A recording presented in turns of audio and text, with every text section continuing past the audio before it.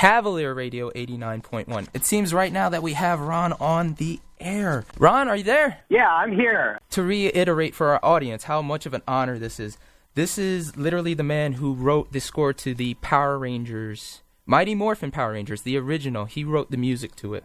He's also written songs for, you name the cartoon show, commercial, company. He's either worked for them or composed for them. He's composed the X-Men theme song. He has worked on the Dragon Ball Z original score. You're saying SpongeBob and a couple other favorites. Yes, and he's also a 5-time winner of the American Society of Composers, Authors, and Publishers Award.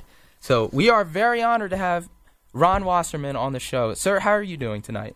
I am fine. It's a beautiful night just outside of Los Angeles. It's still about 65 degrees outside. And how's the weather where you guys are at? Samuel? Oh, it's really warm for the late November. It's about 40 here. High of 40, low of 34. Yeah, warm. Okay, well, yeah. If that ever happened here, people would be jumping off of the studio buildings. Yep. So, for not everyone who's familiar with your story, at the age of 3, you began playing music. You started on the piano, and your parents tried to get you music lessons. However, you ran into trouble with the piano teachers because they kept on saying that you weren't really trying to learn the classical style of learning piano or music. You weren't really doing theory. And it also says here that when you were in college, you ran into trouble with your professors because you understood how to start the song and finish the song, but how you did the theory didn't coincide with how music usually is. I was just wondering, do you know why that is? Do you have an approach to music where you know the theory but you rather not do it? Or is it more of a Jimi Hendrix, Buddy Guy feel where you hear it in your head and it just comes out naturally when you start working on a piece? Well, it definitely comes out naturally. Stuff, generally, I mean, I've had times on the phone with producers where they said, okay, we need a gospel song and it'll be for about a 15-piece choir and it should be upbeat. And I just go, hold on. And I'll grab a handheld recorder, a little digital recorder, and I'll kind of hold the phone against my leg and I'll sing in the part. I'll go, okay, I know what to do. Now I just have to work out the tracks. And that's what's happened to me my entire life. Now, sometimes it doesn't come quickly, and then I've learned to just walk around in circles until the idea hits me. I literally do that. That was another question I had, because I thought that was genius, because a lot of people hit a stump and they don't know how to deal with it. Like, how did you come to know, like, if just walking in circles would kind of break the writer's block? Because, mainly because at that time when I discovered it, I was living in West Hollywood, and to even get out of the driveway took 30 minutes, let alone drive anywhere. So I just figured, well, I don't want to sit in the room, so I just would go in the backyard and start walking around in a circle and just say, please, give me this track. Come on, wherever it comes from. You know, I'm down here, I'm ready to receive. And I think the record for a Toyota commercial, I did a branding campaign, so it had to be a big deal. And it took about 5 or 6 hours, and then finally it hit me. Plus, I figure maybe if I wear myself out and get really tired, I'll be creative too. You never know what triggers it. Okay, that is amazing. That's like, you know, just living life and then you find out things every day, you know? Yeah. So it says here that your musical influences growing up were Black Sabbath, Metallica, Pink Floyd, Radiohead, Nirvana, and I saw the album list of songs, and I was just wondering, what do you think about the music resonated with you that contributed to influencing the way you write? Well, they used to do concept albums, which a few people are starting to do now. So it kind of pulled you in slowly and then took you on this journey instead of every song being about, she left me, oh, she's back, oh, she's not nice, oh, I got rid of her, oh, I have a new girlfriend. I mean, and I understand because artists today are under such pressure to crank out a hit that instantly gets stuck in your head within the first 10 seconds. But back in the older stuff, they just had time to lead you in. So I think that's really what did it, and you would listen to the entire album. Not that I don't do that now, but at least there was a story behind it. And then you would hear the interviews and find out the real story behind what they meant lyrically, because it was kind of encrypted. And it was interesting, really interesting. So I think that's why I gravitated towards those artists and never really listened to a lot of top 40 stuff. Because I do love listening to full albums. I believe it was Prince at the Rock and Roll Hall of Fame, or maybe it was just the awards ceremony where he said albums still matter. And growing up, my parents were very traditional, so it was you listen to the whole album. If you pay for it, you listen to all of it. So a little bit more information on your life, which I'm sorry. So no, it's fine. When you were about 12, you started your first band, and you were in and out of bands until your early 20s, and then you became the music director for E.J. Daily with A&M Records. Yeah. I was in another band that was doing very well and building a huge following in Los Angeles. And unfortunately, the lead singer of that band, gal, turned to drugs. And my very last time I ever saw her, I remember we were on the corner of Hollywood and Highland, and she was just screaming at me because I wanted to leave the project. And I said, whoa. Okay, we've worked together 5 years. Tell me this and I'll stay. What's my last name? And she didn't know my last name. Oh, and I said, I'm leaving. Ironically, at the same time, E.G. Daily had just signed to A&M Records and saw me playing with this band and came up to me and said, you want to be in my band? And I went, sure, but I'm kind of a A-type personality. And she goes, great, if you want to run stuff, go ahead.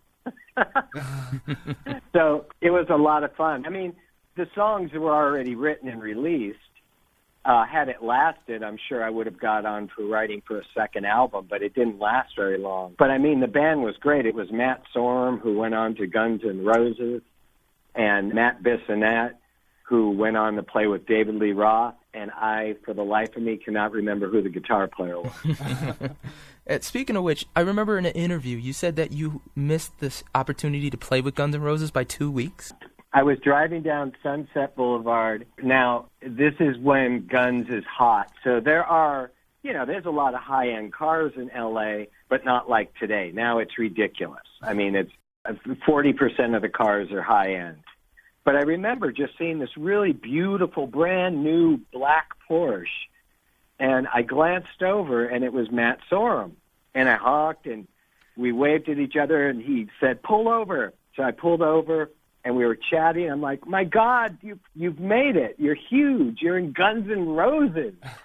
And he said, it's a sweet deal. And he goes, we just hired a keyboard player 2 weeks ago. If I had your info, I could have got you the gig, and it was $25,000 a week and, touring. And I always went, Oh, God. That's crazy. But everything happens for a reason, so... And that one's still not clear, but whatever. So, after you were dropped by A&M, Ron Keenan, he was the head of music for Saban at the time, asked you to engineer for a weekend in 1989. I was just wondering, because you said that once you got your foot in the door, you worked, and you were able to stay there for 6 more years. I was wondering, you only had a weekend to work with. What did you do to make an impact with them that say, hey, this is the guy we need to keep around? Well, what happened is, first of all, the reason I decided to stay, I never considered going into television. Didn't even occur to me as a career. And I was, really, really in debt at that time on credit cards. And I went in for that first session, and I remember the composer, all he had to do was create 3 one-minute cues, really simple stuff. And he got $150 for each cue. And he would do this 5 days a week. And I went, wait. This guy's talking, we're chatting for 7 hours, and then he's working for an hour and banging out these 3 cues. I got to learn about this business. So I told my friend, I said, I'll engineer for your composers. If you can pay me, great, but I'll just start engineering, but I'm going to start learning how to compose. So they brought me in at barely above minimum wage to engineer and do whatever needed to do. And this was at Saban. Saban's partner would hand me a little memory card that went into his Core Gem 1 and say, mix this cue. And I started writing stuff whenever the studio wasn't being used, and I started giving it to some of the show producers all in-house and saying, be brutal, be honest, and tell me what you think. And they broke me of songwriting because I was so glued into that song format. And then, they gave me little videos, and I was writing songs for these little shows like the Three Pigs or whatever that was going to go straight to VHS. And they were all getting rejected because I don't think Saban was quite ready for me. I was doing like really fast, energetic stuff. I was writing stuff that I would want to hear as a kid, not really slow, like the Three Little Pigs and Right. So, and I would occasionally maybe get a 5-second cue in somewhere. I wouldn't even get paid for it and something. And then one day they came in with that Power Rangers thing, and they go, it's called Power Rangers, Mighty Morphing Power Rangers, which I remember calling the guy again. I'm like, morphine or morphin? Or how do you say it again? And they went, morphin, not morphine, drug. And I went, okay. And they had said, maybe use the word go or something because Haim Saban had so much luck with Inspector Gadget, so he's superstitious. It should have the word go in it. And I went, okay. So I think I had a little bit of footage to look at. They didn't have the opening cut yet. And I just decided to write a really hard rock thing thinking, well, this is something that's in my blood. Let's see what happens. And I did it in 2.5 hours, and that was just supposed to be my guide vocal. I'd never sung on anything. I've put in a few guide melodies, so I figured this is my guide vocal for the singer, if this goes. And the next day they called and they said, so Saban met with Fox and they played the theme, and the Fox executives went crazy over it, so it's done. It's final. That's it. Wow. You've got the theme. And I went, great. And they said, so we'll need to start working on the score, which should also be rock. It turned into, all of a sudden, then I was the number one guy. So I was scoring that, and VR Troopers, and Sweet Valley High, all the commercials, the sizzle reels, any promos, any private stuff that the executives needed for their nephew's bar mitzvah, a version of Power Rangers for that. And so then I officially entered. I'd always worked a lot, but now it was 80 hours a week with deadlines, daily deadlines. So it was brutal. So that seems like your big break. Do you remember the feeling at the time when you finally realized, like, hey, I made it. Like, I'm starting to, get out of debt. I'm starting to make money. What was the feeling? Well, I wasn't making enough to get out of debt. That didn't happen until about a year after the Rock Adventure album was released. But the first time I knew the show was big is I had lived, my wife and I were living right by Universal Studios, and they held a Power Ranger presentation at what was then the Universal Amphitheater, and it backed up traffic for 5 miles on the Hollywood freeway. And so she and I walked. It was like a 1.5 mile walk. We walked there, and I remember, Saban was very careful through this whole time to make sure that no one really knew who I was because they thought I'd get plucked away by somebody else. So I remember sitting in row 30 off to the side and listening to, I don't know how many people it fit, let's say 7,000 people, and listening to them all just sing the theme at the top of their, screaming it out at the top of their lungs. And at that moment I went, wow, this is really amazing to hear this happening. But to me, everything I've ever written, I'm jumping ahead here, but everything that's ever come to me, I've considered a gift. I don't really know where it comes from. So I just went, wow, how lucky am I to be the guy that was able to do this? Sam, you have a question? Yeah. So, Ron, you went on to write songs for the show and wrote songs like Combat, Fight, We Need a Hero, and 541, right? So 541 is a good and a powerful song. It's pretty self-explanatory, but what does 541 mean, just for our listeners? It was a spin on the old Three Musketeers, all for one and one for all, which wouldn't work because we had 5 Rangers. So it was all the 5 for one cause. That makes a lot of sense. That's very interesting. all these years I've been watching that video on the home cassettes, and it finally just it came together. Because I was thinking, I got to come up with something tonight. You said "We Need a Hero" was your favorite song out of the whole set list, and you said that it was because it had so much depth to it, and there weren't really any role models for people to look up to, especially nowadays. There's not that many people that are on the straight and narrow. I was wondering, when you were growing up, who would have been the idols that you could have looked up to, or kids in your generation, since there are so few now and then back in the 90s? Well, it just seemed to be like I remember relatives coming over and speaking about the president or another politician or about an actor, and these were all people that maybe they had one little thing they disagreed with, but nothing seemed that corrupt. And then my friend would dress, some would dress like Superman. I mean, these were clean heroes that weren't getting arrested the next day. Oh, and there was, of course, a lot less media. Even when Power Rangers came out, there was quite a bit going on, but there was no clear hero. And I also think that's one of the reasons why the show became so big, is because you finally had 5 people that were heroes. But it was kind of, that song was written later on, a couple years into the show. And I don't know, maybe I was just hearing more and more in the news about, more corruption and more bad stuff going on, and this guy that you thought was good. I mean, now we're down to even the guy that loses weight and sold sandwiches turns out to be a nutcase. It's just really sad. So it's only gotten worse. So that song to me was always about the state of the world, and ultimately knowing that it would never go back to times where people would no longer be jaded. They're getting more and more jaded and more angry and trusting less and less. So it was just kind of my view of that at the time. So it came as a huge shock to me when you said you didn't like the song "I Will Win."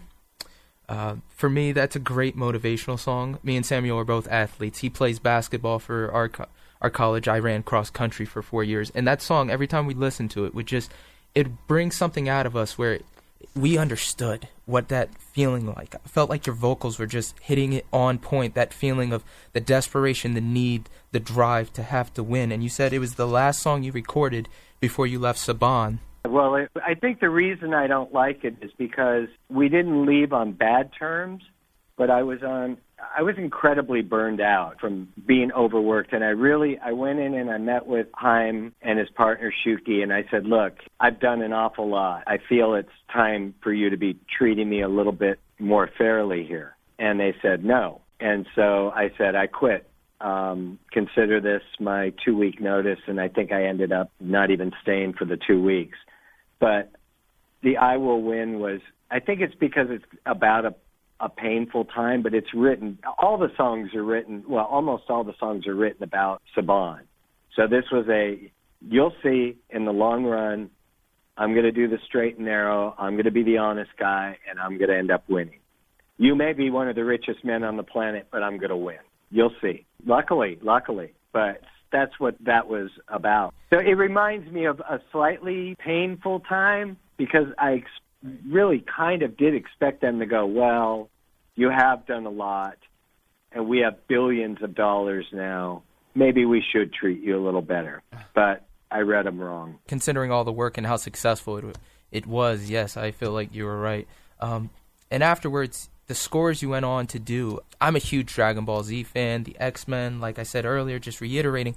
Do you remember what that time felt like, the transition from Saban to going freelance? Well, first there was 5 days of extreme fear because I jumped without a safety net. And the only reason I remember that so specifically is because I told my wife told me, she goes, just quit, jump without a safety net. And I just went, okay, I'll do it. And if I end up, working in a gas station, that's life. I'll say I had this time. And it took about 5 days, and a friend of mine called. He goes, hey, I'm working with Bob Ezrin. He goes, Bob's starting a gaming company. And he goes, you'd know Bob. He produced Pink Floyd's The Wall, and he did a bunch of Alice Cooper stuff and whatnot. So come on in and meet with him. And I had a really fun year and a half scoring games, and I did Ace Ventura, and I got to work with the Monty Python guys and did 2 of their games. And then, unfortunately, that company went bankrupt. But through that, I met John Anderson from this band called Yes, which was very big in the 70s, which I wasn't a huge fan of the band, but I knew who the guy was. And I ended up working with him at the same time for 2 years doing a couple of indie records. And I was starting to get a lot of commercials. So I started feeling better pretty quick. But there was one really bad week where I went, oh, I'm in trouble here. That's really just inspirational that you would take that leap and turn out so well as well. Yeah, I mean, I was doing well there, but I wasn't being treated well. Now, It's never been about the money, so, had they treated me differently, that meeting probably never would have happened, and I would have stayed until he sold it to Disney. All my friends ended up staying there. That's amazing that you say that. It's not about the success. You did what was right for you, and then, the success followed. That's something that we can all take into our lives. Do what you love. I have another question for you. The solos for the Power Ranger songs were always phenomenal. They conveyed the song so well, and I was wondering if you did the solos or had a hand in writing them for the original Power Ranger songs. I would usually write them, but it was hard then to fake play because all the guitar, all the rhythm stuff was done on a keyboard. Sure. Mm-hmm. Through samples I made. But the lead guitar, it's got a lot of nuances to it that only now can I pull off a lead guitar and people don't know it's fake. Sure. But because the scripting for all the software has gotten so complicated. But what I would do is I would write like a foundation of a solo, and then it was only one or two guys. It was Ron Kanan, who was a great guitar player, and he would come in, and I would just have his head spinning. I'm like, okay, here we go, key of A, just start doing whatever. I didn't give him time to overthink it. And other times he would listen to what I did, and then there was another guy, Bruce Watson, later on, who did some of the solo work. And then some of them were done on a keyboard, but I don't remember which ones. Sure. And that's my next question. So, Eddie Van Halen, for those who don't know, Ron had an opportunity to meet Eddie Van Halen, and Eddie told Ron that he had so much trouble trying to figure out the song, and he even asked him how he pulled off the solo with the triplets, and then Ron explained to him it was computers and all that. And it was done on a keyboard, and I got a look like I hope nobody ever gets a look from Eddie Van Halen. Oh, no. I mean, he was shocked. He was absolutely shocked. I go, look, the fast triplet thing was a tip of the hat to you. It just worked really well. But what happened is his son Wolfie was a huge fan of the song and wanted his dad to learn it. And Eddie goes, it took me 2 weeks to learn this thing. And he goes, it's almost killing me. He goes, how did you play it? So I went over to the piano and played it, and he's like, oh, look, yeah. From a musician standpoint, what was that feeling like? Because I've had the pleasure, I've interned at radio stations, I've met rock stars and celebrities, and I think by the grace of God I've been able to do it, but I just remember sitting there meeting somebody and going, this is amazing. I never in my wildest dreams would have thought I would meet them, and here you are, not just only meeting, but as a musician, as a guitarist, as a composer, you have Eddie Van Halen, who is huge in the world of music, not just hard rock or rock and roll, but just musically a genius, his whole family. What was that feeling as a musician? Yeah. I thought, wow, this is something I'll never forget. This is amazing. I mean, really, it's that simple. Some people would then walk around with their chest held high and go, guess what happened here? But to me, it's just a really interesting story. What was the one thing that was more fun than anything? So he lived on up in the Hollywood Hills in a huge estate.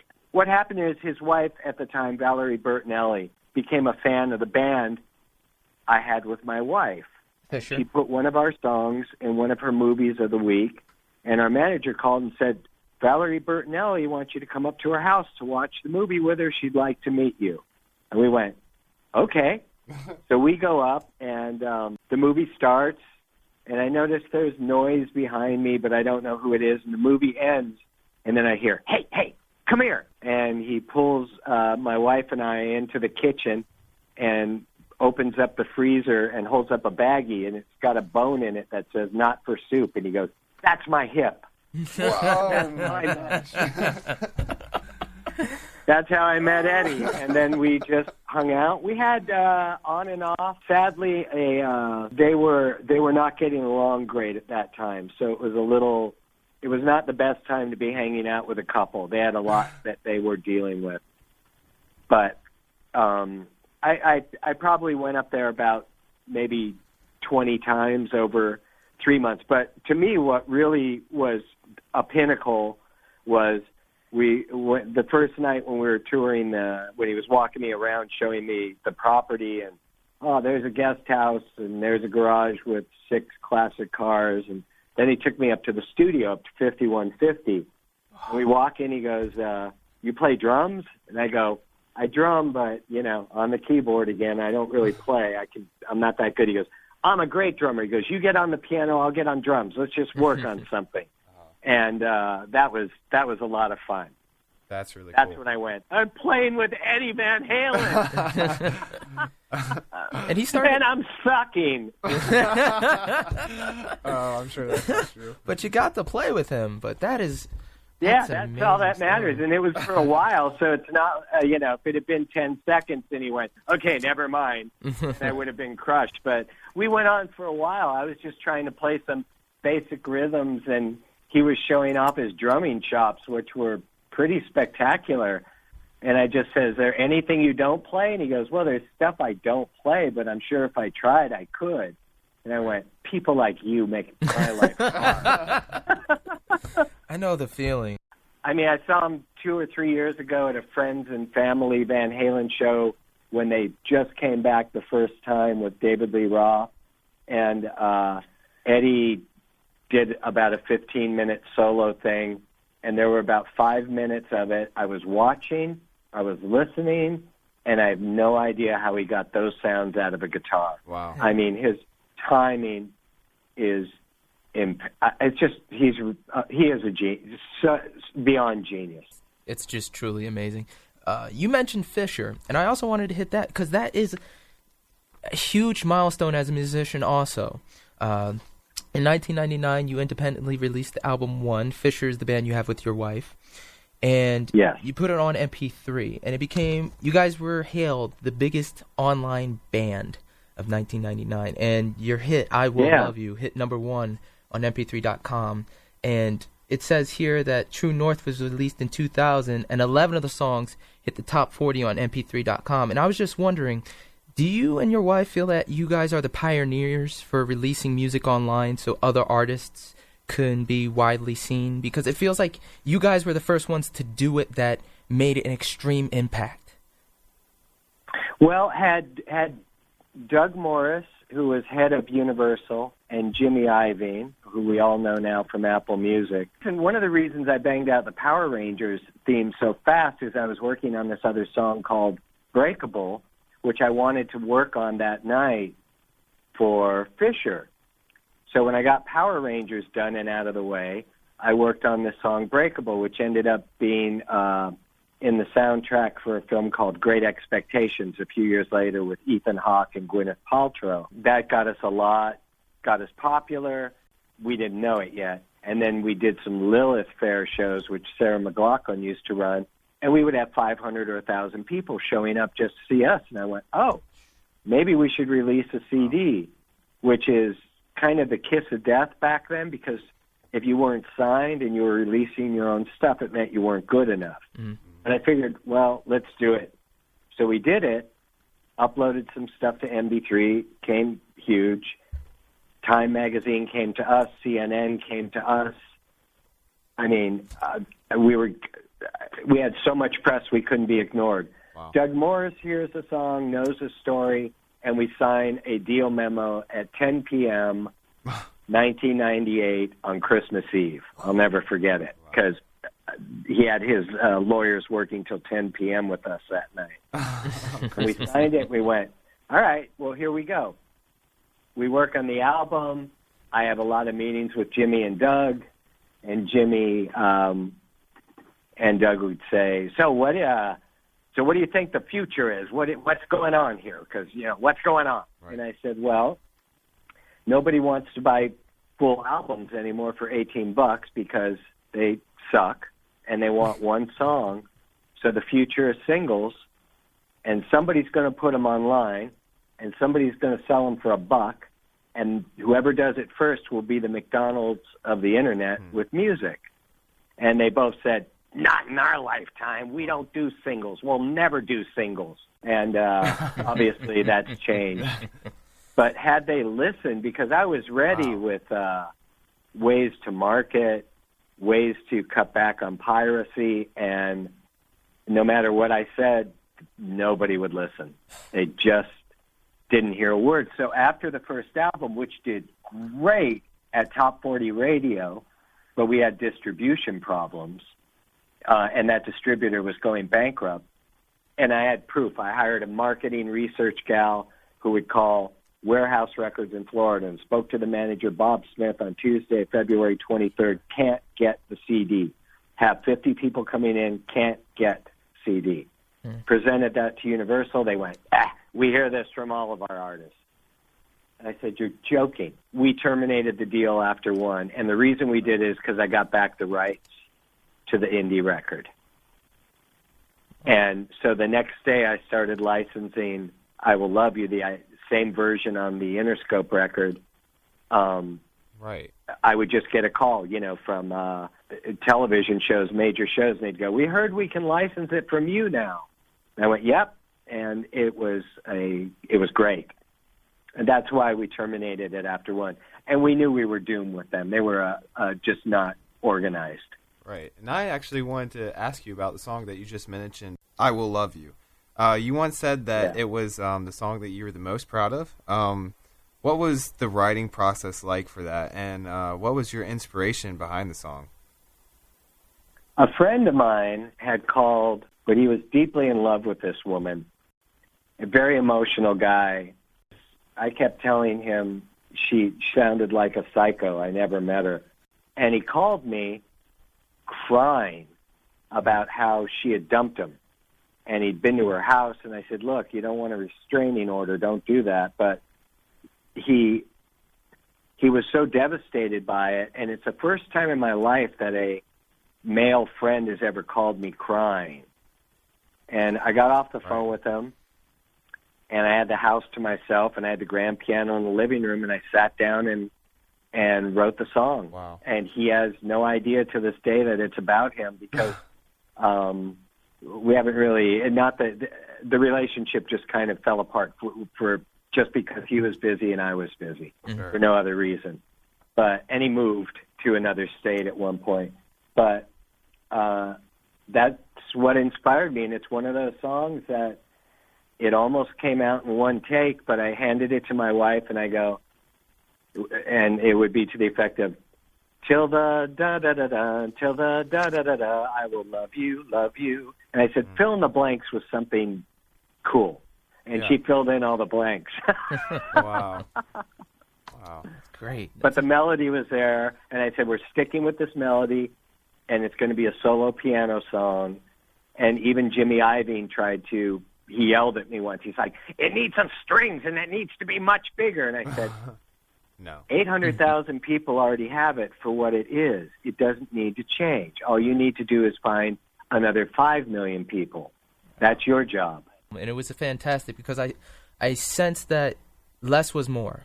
Like there's Talk Prince when he was writing When Doves Cry. He was listening to it over and over again. They were like, hey, it's fine. What's up? And he's like, something's not right. And they're like, what's it missing? He's like, no. And then he took out the bass and then released it as is. That's kind of how I felt when I was listening to your albums. I felt like it's... Yeah, and that's and I Will Love You was a live take. It wasn't... because traditionally, you record the music track, then the singer comes in and sings and does several takes, then you comp together the vocal, then you tweak the track underneath them. Sure. But this was just, she was in one room and I was in the other, and we just did a live take. Organic. Very from the heart, heartfelt. Yeah, it was That was an amazing moment. That was truly amazing. And what was better is that it broke in San Diego. The song first got played there earlier than it should have. Some DJs played it from mp3.com, and they had people pulling over on the freeway crying. It was a town with a lot of military wives. This is pre-9/11. But they obviously were very touched by it, felt very lonely, and so it spread to other program directors at radio stations. And I remember the San Diego people showing me some of the faxes from, let's say, in Salt Lake City, the top 40 station, said, "I can't believe you're playing this dirge piece of, and I will never effing play it on my station. You guys are crazy." And then he'd go, and here's his fax from the next day when people were still using fax machines. We played it once, and we got calls for 3 hours. Wow. It's number one on our station. Wow. What is going on?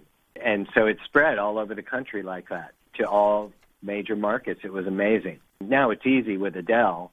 Things have changed. People are more open. But back then, a piano vocal, slow tempo song was unheard of, especially on top 40 radio. So that's when I really did think we're breaking ground. We're breaking the mold of it has to be a pop song. Really, if we get the right support, we're going all the way, and it didn't happen. Are you and your wife planning to do another album? Because your last album was 2010. I was just wondering if you guys were looking to write one more, or if you guys were just going to let it happen if it does. We actually did another one in, I think, 2012 that didn't even make a blip on the radar. You never know what's going to hit with people. I mean, it sold well. Every album we've had has had one or two things that have gone on for substantial licensing. I always know what's going on by the email traffic from it, and this one didn't get that. But I've thought if we do anything else, we'll do some singles. I don't think there'll be another full album, just because I'm working on 5 shows most of the time, and it takes me about 3 to 6 months to do an entire album. It's a real commitment. That's awfully a lot of work, too. Hold on. All right, so it's a lot of work. College students complain about busy classes, and I have a test and a final. Not sure it touches that. So we're getting the call. We have to take a quick commercial break, and I do mean a quick commercial break, and we'll be right back with Ron Wasserman. Okay, so stay tuned. And we are back on 89.1 WYBF, and we are talking to the great Ron Wasserman. Ron, you still with us? I'm still here. I waited through the whole commercial. Let's go. Thank you. We appreciate it. We have listeners, man. So now that we've taken a little detour, I wanted to ask you, you study photography at the California Institute of the Arts. I was wondering, were you looking to go into photography, or do you still practice? Well, I'm naturally a just above amateur status photographer, and but I got accepted. I graduated high school when I was 16, and on my photography portfolio, I got accepted into Cal Arts, which I didn't know was a grad school. So I was just turned 17, and everybody there was 22 and 23, and I was scared to death, but I really had a good time, but I only stayed a year and a half, and all my photography teachers, they said, really, you're good, which was them saying, you're not as good as other people in the class. And I could see it. Other people were much better. Their work was better. But they said, I walk by the ballet studio. You're always playing piano. Why aren't you taking music? So I kind of went, okay, I should pursue music. So I left grad school and went to junior college, where that guy, asked me to leave the class.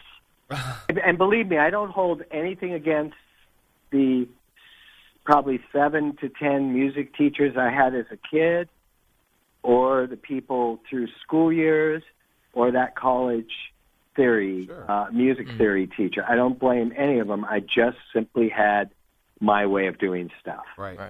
And it's worked out for you as well. Tremendously. Yeah. Well, luckily I'm workaholic. I learned that part of the game early. Well, actually, on that note, you know, you are busy. You've kind of detailed how much work that you have on your plate even now, and it blows my mind. I could never have that much of a work ethic. I wish I could. I seen that you. Well, listen. Let me ask you something. What is your favorite thing outside of family or anything? What is your favorite thing that every time you do it, sport or whatever? What do you just love to do, John? I would say Samuel loves to help people. He's a wonderful guy. He would say basketball. He's being very. So tomorrow, you can start playing basketball. Now, obviously, you can't play for 16 hours a day, but you can start living the life as a basketball player or coaching or whatever, and get paid after a while. You're just going to commit to it, and it's in your blood. Do you really think you're going to hate going to work on Sunday when you're playing the big game or doing that all the time? Right. No, that's what it's like for me. I don't hate it. Only thing I hate is software updates and computer crashes. Those are the tedious parts of the job. Tedious parts of living the dream. Yeah, the dream goes away when the computer, you're like, it crashed. It's frozen up.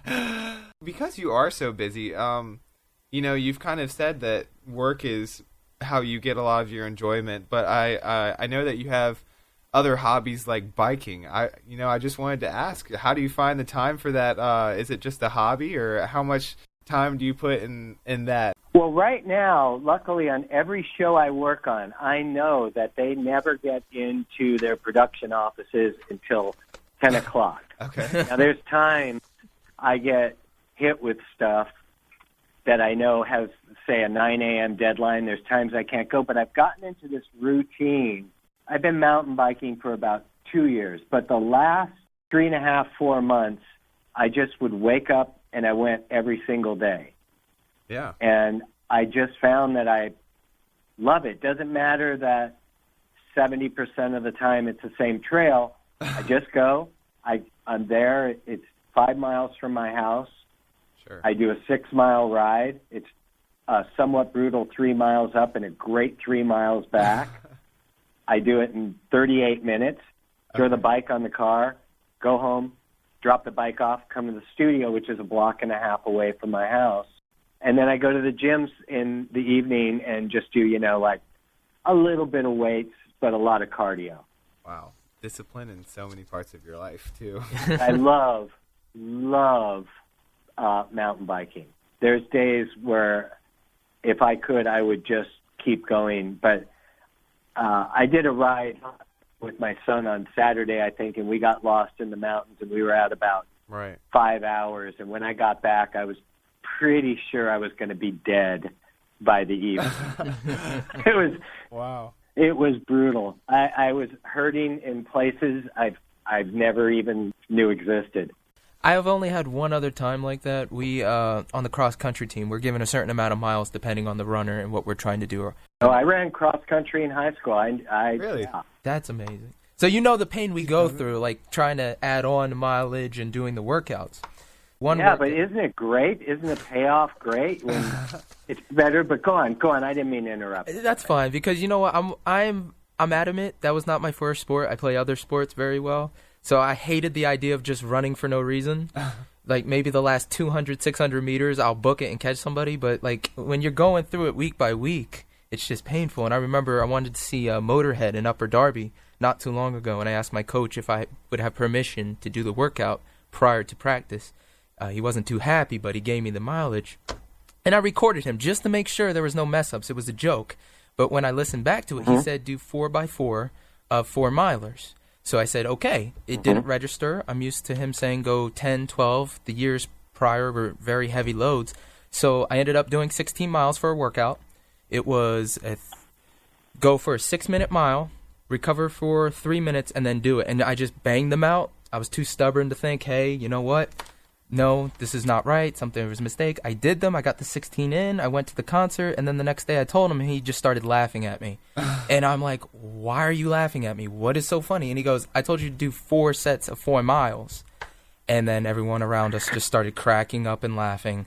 They just, I don't know how to explain it. But, yeah, definitely I understand keeping going at it and just that drive not to give up. Because it does hurt. It's difficult, but sometimes you got to keep moving. And yeah, that's why I'm hoping that, you know, up to the day of my last breath, I hope even that last day that I'm pushing myself on something, even if it's pushing myself farther down the hallway in a wheelchair than anybody else. It's in my DNA. It's not competitive. I'll drop anything to help out the other guy. It's not a competition. It's just a personal thing that I have, and I have always had it. Even at times when I would get a C in something, it didn't matter. It was just I had to push myself.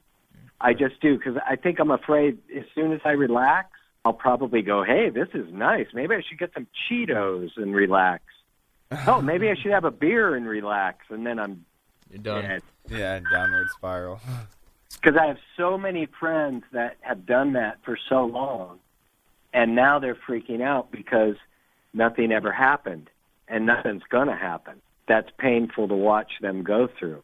Speaking of how you are, I was wondering, when you were growing up, or even when you were in the industry, who were your mentors? Or who was that one person that helped you when you were cutting your teeth back in the 90s with Saban, or just going through every ordeal? Do anybody come to mind? No. No. Unfortunately not. There was, I think that's why when aspiring composers will email me, I'll send them a 3-page letter email back kind of laying out what they should be thinking about if they really want to get into the business, hoping that it helps them. Actually, there were people who worked harder to knock me down, even at Saban prior to Power Rangers, in very peculiar ways. And I'm sure it's this way in every business, but the TV business, which I know better than any other business now, is really strange and incredibly brutal.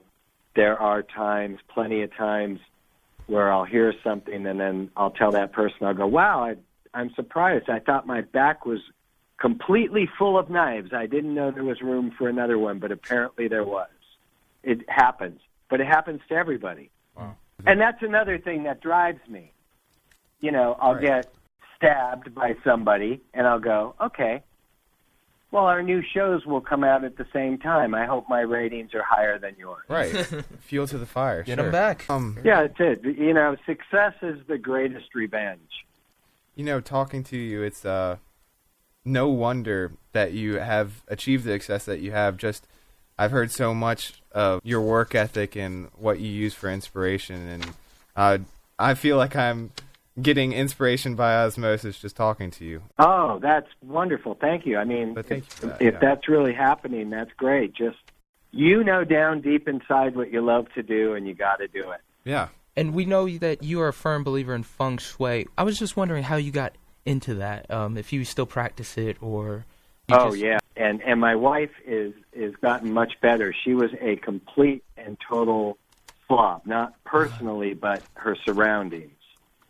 And I would just say, you can't have success when you live in this cluttered mess. You have to, stay on top of stuff. But it's always been really important to me, and I guess it's because I go, this is organized and perfect, and I look like a nutcase about it. But then, let's say, for example, I'll get called, and they'll go, hey, and this has happened even this year.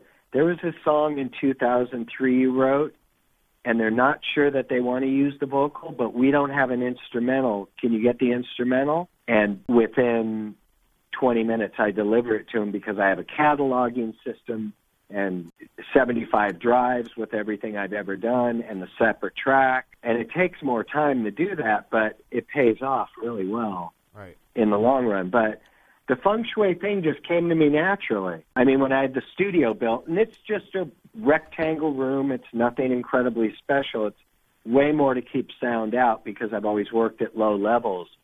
But I had to make sure that I was going, when I bought the office, the retail space, I had to make sure that I would be facing the right direction. So I am that weird about it. Right. So just kind of in closing, having done so many interviews over the years, are there any questions that you wish people had asked you other than the typical Power Rangers ones and, stuff of that nature? Yeah, a lot of stuff that you guys asked. It rarely happens. It always comes down, and I don't mind the Power Ranger questions. Sure. But a lot of the interviews obsess on that, and it's usually by extreme hardcore fans that are still very involved watching the show. Mm-hmm. And they'll go, so in 1994, you wrote this song for this scene, and what did you think about that character? And those are the questions that I stumble and fall on, because the moment I finished it, it was out of my head. I was on to the next thing. And to remember something I did in 1994, I do not have a photographic memory. So it seems like they get a little one-dimensional. Right. And they kind of turn into, well, who did you meet and what? It's like they're trying to interview those actors from that time period through me. And I didn't know these people. I only met them once. Are there any more career milestones that you have, considering the fact that you have just an abundance of work? Like, is there anything you feel that you could still do that you personally want to achieve? Now, networks aren't getting the viewers that they had. I don't know if anybody will ever have this again.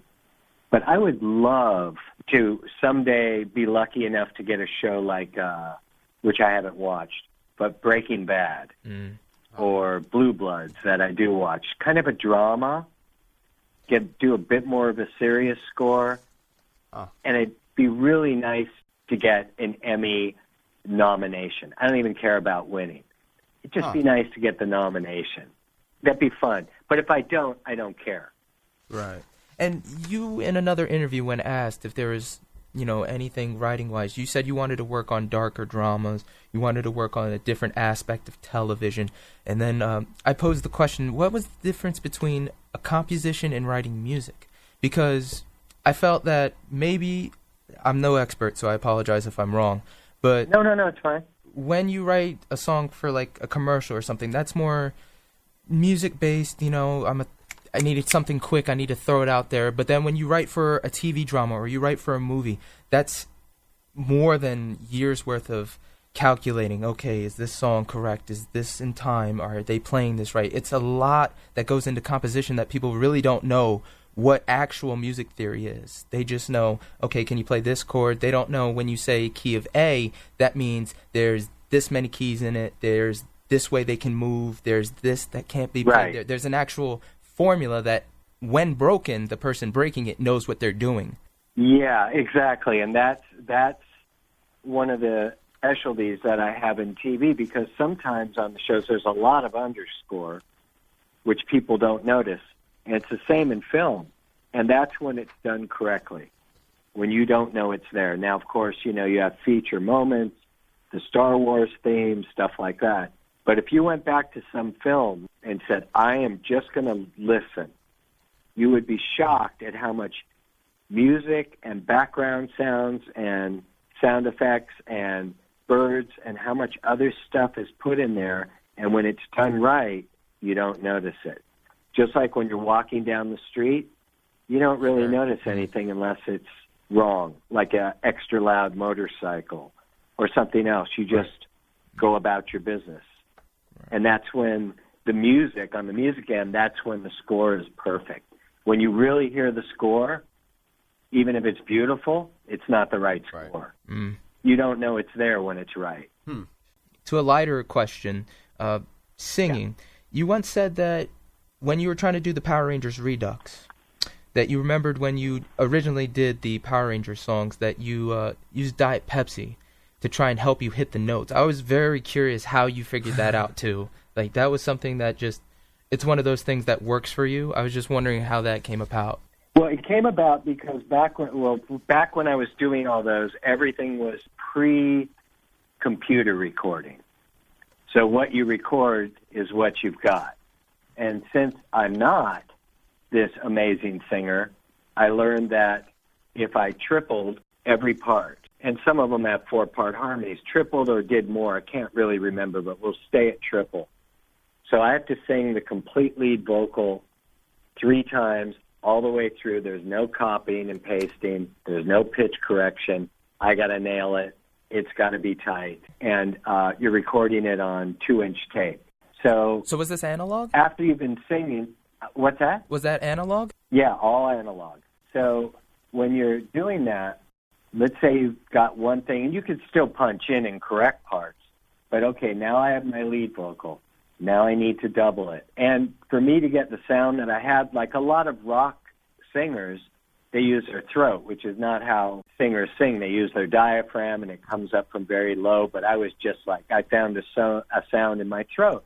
So my throat I'd start losing control a bit. And I went, what am I going to do? I'll gargle. I used to drink Diet Pepsi, it used to be my only drink. So I remember I go to the kitchen, I go, oh, this one's a little warm, and I made it really, really cold, and I gargled with it. And all of a sudden, my vocal cords, tightened up, and the sound was back, and then I would do my double, and I went, wait, this is really working great. So I found that enabled me to keep the same sound when I'm going to be singing, screaming loudly, sometimes for 3 hours straight.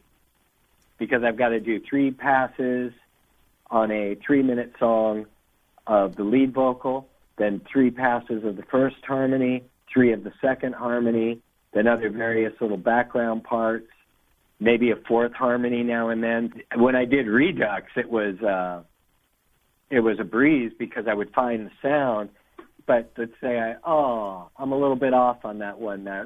Fixed. Yeah. So easy now. Are you able to sing for us now? No. I would seriously need to warm up into it, and today I was rapping, which will be replaced. Believe me, it won't be. Really? No, I want to hear that. It's laughable. It's a rhythm place marker for the actor, because the actor may do it, which I hope he does, because he'll kill it. As far as getting to that rock voice thing, even when I did Redux, there was a pass of the song, and I'd go, nah, it's not there yet. And then somewhere after maybe 2 passes, after 6 minutes of singing, all of a sudden I remembered how to get that sound, and then I had it, and then I started recording. So, and you don't want to hear the path getting there. It's not pleasant. I can't do it either. Because it has to be a sprint, and it's like suddenly sprinting. You've got to stretch and warm up and all that kind of stuff. Yeah. For me, my wife can, be singing about her shopping list, and she's got a remarkable voice. Could you please tell her that from us? She's a real singer. Could you tell her that from us? Because I love her voice. It's so... It's undescribable how beautiful it is. I feel that it's just one of those things, if you're ever in a situation where you need to take a step back from life, that's one of those sounds, one of those voices that help you do it. Yeah, it's very, very sincere and honest, which is what people always picked up on.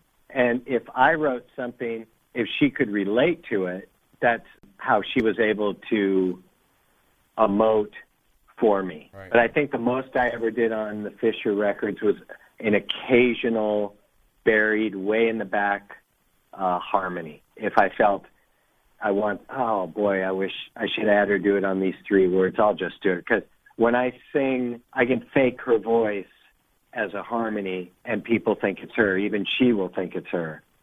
But if you pull out the lead vocal, you go what the hell is that? That's not her. It becomes evident right away, but with her, I sound like her. It's one of the oddest things in the world. It's awesome. It's like what we hear when people get married and they become one, regardless. that makes sense. Yeah, that's what happens. Having done so much, this is a question I've come upon that it seems a little trivial, but everyone has a different answer for it. So I was wondering, what's one aspect of your job that it's basic? It may be the most basic thing you know. It's that one thing when you first start, this is what happens, this is what it always is, and no matter what. But because it's so basic and because, it is the first thing, it's the amateur level, people tend to forget it. And that could be while working on the computers, that could be how handling people is. What is something that tends to get overlooked in the job field that you do? Gimmick. That's what it's about. There has to be something in your sound or there has to be something. I'm sounding like William Shatner now. There has to be something. It's got to be, and this is why so many things fail. Somebody will write or they'll have a pilot written for a TV show, and it's got that unique little thing that people can relate to, but it's got a little twist. Sure. Like Friends. We're going to have 5 young people. They're living together in New York. Right. And luckily, stuff like that went, or Seinfeld. But the thing that gets forgotten is the essence of what made it interesting in the first place. And sometimes by the time the network comes in, which scares the writers, so they start rewriting, and everybody starts overthinking everything down to the word, to the syllable, to the look in the eye, to the makeup, and then it's not honest anymore. Sure. So maybe the word isn't gimmick. Maybe it's honest. Huh. That's the thing that gets overlooked a lot. People want to sound like Soup of the Week instead of going, well, my sound isn't really what anybody else is doing, but it's really me. That's becoming rarer and rarer. And those are the most successful people, because once they're successful, you know in 2 seconds when these people open their mouth, you're like, oh, that's Dave Matthews. Right. But I'm sure when he walked in with his guitar, they went, all right, are we doing any lullaby albums? No, we're not doing lullaby albums. Goodbye. Or, when George Lucas walked in with Star Wars and they went, you're kidding, right? Nobody's going to be interested in this. Sure. And then finally he found one studio to do it, and they let him keep all of his merchandising rights in perpetuity because they went, you're not going to sell any merchandise off this thing. I remember reading an interview when you get a lot of emails, letters, people asking you for advice on how to break into the industry. I remember when I first asked one of my favorite DJ, he's a DJ at WMMR on 93.3 in Philadelphia. I asked him, hey, I love radio. I was wondering how to get started. And initially, he sent me an email saying, hey, keep your head up, listen to emails. And I thought, you know what, at least he emailed me back. A lot of people don't.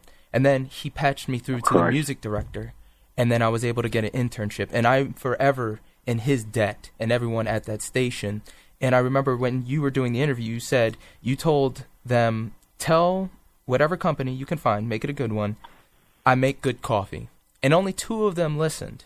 And now they're doing great big things. I was wondering, what is the best advice that comes to mind that you can give somebody that you have been given or that you have given? I'm sure it's over 200, but around 200 composers have contacted me, and only 2 did listen. But there was one more recent, and he actually seemed to be listening, and he goes, well, I have a composer. Can I work for you? And I said, I really work alone. He goes, I'm going to contact other composers.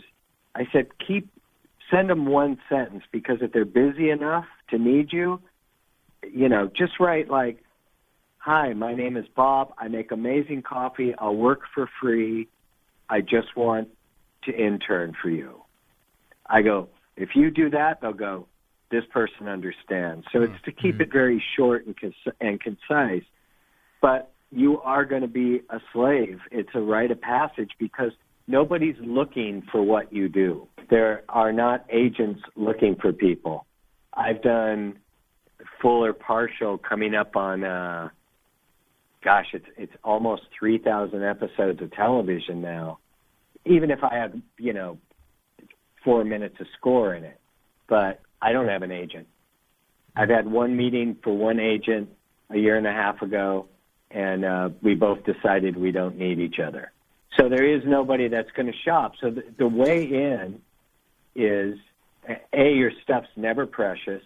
B, you have to be available 24/7. You figure out the person's schedule like I did, and you go work a graveyard shift. I mean, when I was in bands, you know, we'd have rehearsal at 6 p.m., and then we would usually rehearse 5 nights a week. But let's say we had a show at 10 or 11 p.m., and then I worked at a bottling company over a graveyard shift. But I had a little flexibility. I could come in at 11 or 1 a.m.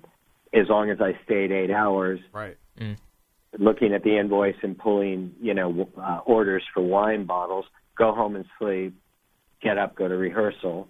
You have to make that kind of commitment. Sure. And then once you're in, you got to keep your mouth shut. A composer I know who had moved out from the East Coast, and he'd had a fair amount of success. I should say a guy I met. I don't really know him.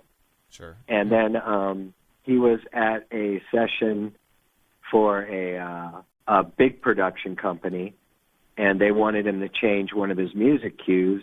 And he said, "You understand that I live in the hills? You understand that I have a Porsche? You understand that I know what I'm doing?" And they fired him on the spot. He can't get a job now. So that's the other thing. You also have to realize where you really are on the food chain until you're Hans Zimmer or John Williams. Sure. And even Hans Zimmer has been fired. Really? Yeah, it happened. I had a friend that worked for him, and I can't remember. This is 6-7 years ago. He goes, "Oh, man, I'm not going in today. Hans is in a really bad mood. He just got fired after finishing the score for," and it was a big film. But it happens, you know. Sometimes the pieces of the puzzle just don't work. When we first contacted you, you said that you were working on 5 shows right now. What are you working on right now? Yeah, sure. I have a Nickelodeon show called The Thundermans.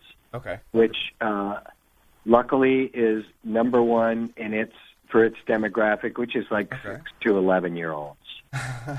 And then another show that's number 1 at Nickelodeon for its demographic called Bella and the Bulldogs, which is for like 11 to maybe 16-year-olds. Sure. And those are music intensive. There's a lot of stuff in that. Okay. So I have a third Nickelodeon show that I scored twice, and I just got my locked cut tonight, meaning it's the final picture cut. Okay. I'm going through and re-music editing my score, and I'll have to score some parts. And I think this will get picked up. You know, I'm never in the loop until it does, really. I don't know the politics going on. But if it's gotten this far, there's a good chance. So that'll be 3 Nickelodeon shows. I have a show that Ellen DeGeneres is the executive producer on, a show called First Dates, which is kind of a drama reality show. Okay. And the reason I think it will do well is because it's the longest running reality show in the UK. Wow. So when that happens, you know, a lot of those UK shows, if they're successful there, they're successful here, like The Office and other shows. So that's a ton of music. And I'm going to have a brutal schedule with that. They told me starting December 7th. Sure. Because I've got to essentially score 8 of these things in a very short period of time. And then a show with Cedric the Entertainer called The Soul Man, which is on TV Land, and we just started shooting season 5 on Tuesday, but that's what I was doing the rap for tonight. Because they send me the scripts 2 or 3 weeks ahead of shooting time. This one was unfortunately only 24 hours ahead of when they needed it, but I did it in plenty of time. And then I also write for library stuff, but that doesn't count as stuff that I'm contracted to do. I do a lot for the NBA and whatnot. And then it just shows up, and I'll find out, they used this bit for this game. I don't follow basketball. Sorry. That's quite all right. I'm blowing your dream. We have 2 more questions. We can wrap them into one, but we have a text monitor right here. And it is asking, we pick questions from here and there. And sure. One question on the screen is, there's been dispute on the Dragon Ball Z theme Rock the Dragon. I know you wrote the composition, and you've been stated... Yes, I did not write the theme. Yes, but they were wondering, do you know why there's such confusion with that? Because of that time period, everybody assumes that if I was doing the show that I wrote everything. So, I haven't gotten I know Dragon Ball Z is huge. Saban had handed it to me. I scored it at home. They went, we don't care about this. We're not going to even give you a note on it. Do whatever you want. So I did this really dark, big, ethereal building, almost sound effect. I had so much fun scoring that show. Oh, wow. I never even saw one. I never even heard the theme. Wow. Because when it came to me, and I can't remember the format, I think back then it started with the theme and then probably went to the show. Where now there's something called a cold open where you set it up, then you do the theme, then you go to Act 1. It's how everything is done now. But if that's the case, my picture would have started at the beginning of Act 1. And I would have never seen the theme, and they never would have dropped the music in my copy on the closing credits. Right. So I worked on that. I think I did the first definitely 2 years, possibly 3, and then whoever the production company, it was someone in Texas, I think they took it away from Saban. Not that they didn't like it, but they probably figured we've got it covered now, and they went from there. I didn't even know the show was big till years later. That's crazy. Wow. I'm sorry, I forgot to mention the guy's name. Mark Tremonti. And this one's from Zach Hackett. This is the very last question. It says that you've written for the World Wrestling Entertainment. Do you remember what you wrote for? No, that goes back to library stuff, meaning there are production music libraries.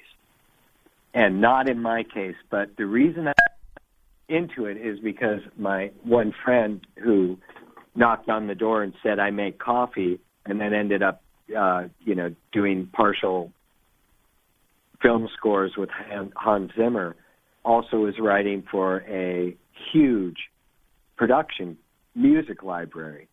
So I got in and started writing stuff for them, and it's that stuff, it's somewhere in that batch of stuff that gets used on everything from American Pickers to, the wrestling foundations to NBA stuff. But they've retitled stuff for whatever reason. I'm still credited, but it gets retitled, so I don't even know what it was originally. You still get the credit, though. Okay. I get the credit, and I see it on royalty statements, but I'll look at it and I'll go, I never wrote anything called You're a Hot Pickle. I don't know what this is. I have no idea. They come up with mostly number things. The NBA thing will say NBA Action 17. I'm like, I have no idea what that was. And there's no reason for me to dig it up. With the wrestling, it was obviously hard rock stuff. That is all the questions we have. Ron, thank you so very much. You have a story of perseverance. You have a story that is inspiring. And not only is your story inspiring, but the work you have done has, I say personally, has built a generation of fans, parents, overall good people. I want to thank you so much for taking the time out of your busy schedule to spend it with us on this Friday. Thank you.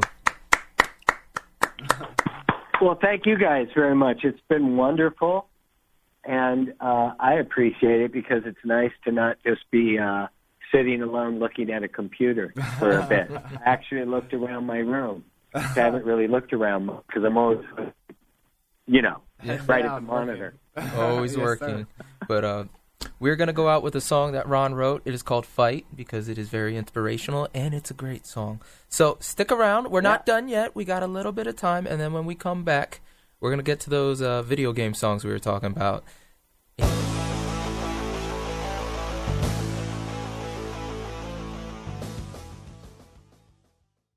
That's the payback.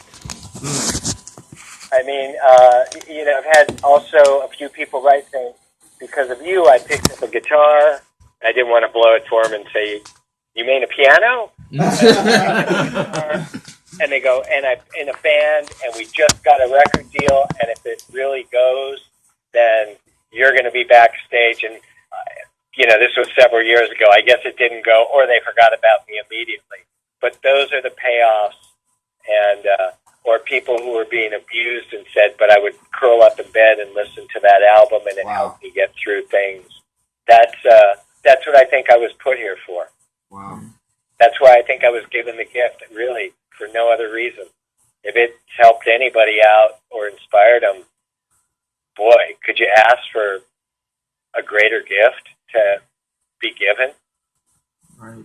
And once again, I can't stress to you how thankful I am that you took the time, because like I said, I worked at the station and there were wonderful people there, but when I've branched out to other stations, I've branched out to other people, it's just cold shoulder, no returns of a no or a yes. It's just, when you sent me that email back, I'm forever thankful. And if you ever need anything, if you ever do any music, I will patch through with whatever sources I have to try and get your work out there if you ever need it or would like to just to talk. That's incredibly kind of you. Thank you very much.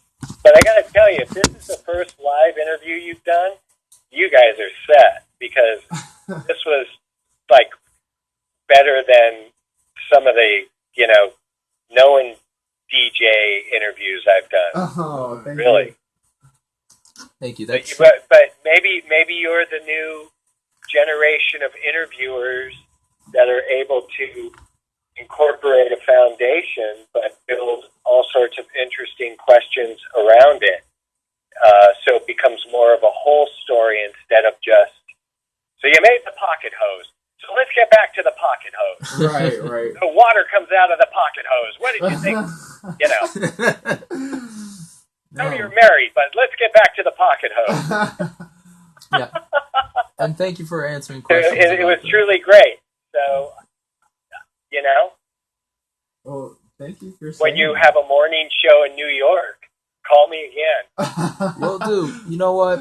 I will do my best to keep in contact with you, because you are a valuable person to know, a valuable friend, and where we go, you'll always be our first celebrity. So once again, thank you so much. It's all right, speechless. And thank you guys, and enjoy your warm 40-degree weather. Oh my gosh! Yeah, I thought that was funny. Right? That was great. So, all right, sir. Well, all right. So tell me, how far are you guys from Pittsburgh?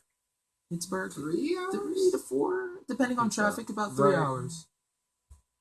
Okay, because my mother-in-law lives just outside of Pittsburgh, and she's suffering from bronchitis, so I didn't want to bring up where you guys are from, because every time she talks, she starts coughing. But she'll be excited to know it was her home state. Oh, yeah, you can tell her that. But she'll probably give me a complete history of your town. It'll be an hour lecture. I'll prepare myself for that. Well, we are St. David's, Pennsylvania, and that's about a 30-minute, not even a 30-minute drive. 15 minutes from Philadelphia. Yeah, so. Yeah, but man, was that a great interview you gave us? Thank you so much. I'm just gonna pitch it. All right. All right. Well, sir. What's that? I was just gonna thank you for myself. What you said about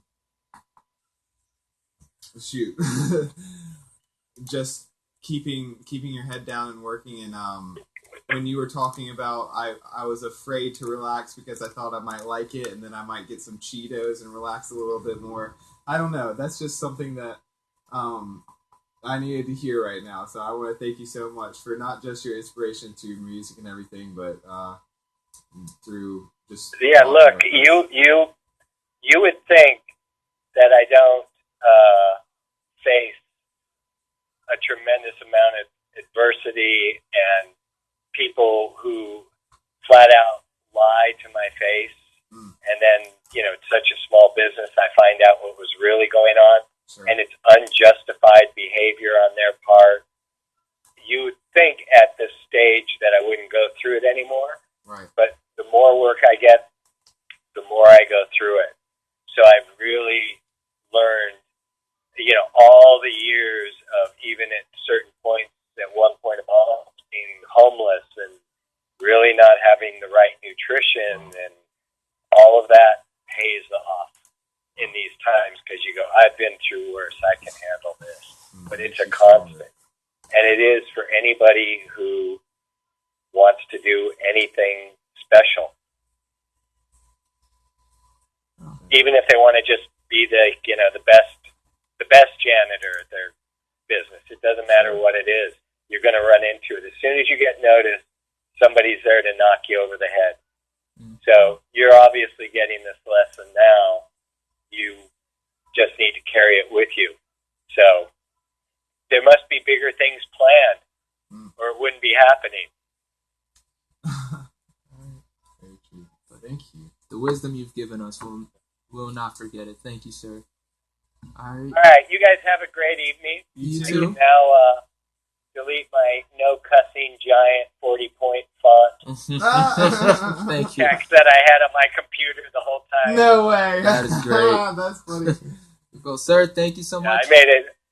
All right, I'll talk to you guys. I know you still got a show to do. Have a great night. You All too. right, God thank bless you. and thank you. Bye. You too. God bless. I'll talk to you again. Hey guys, this is Ron. I hope you enjoyed my interview with John the Ninja. We just had to throw in this little Easter egg for those of you making it all the way to the end of this video. So John had reached out to me and he asked what the best piece of advice was I'd ever been given. And I have to say, in my life and in this career, that whenever things seem like they're going south and everything's going wrong, instead of feeling sorry for yourself or anything like that, work harder. It pays off. It pays off every single time. Anyway, so in closing, this is Ron Wasserman. I'm glad you watched the whole video, and thank you for watching John the Ninja. All right, peace. See you soon.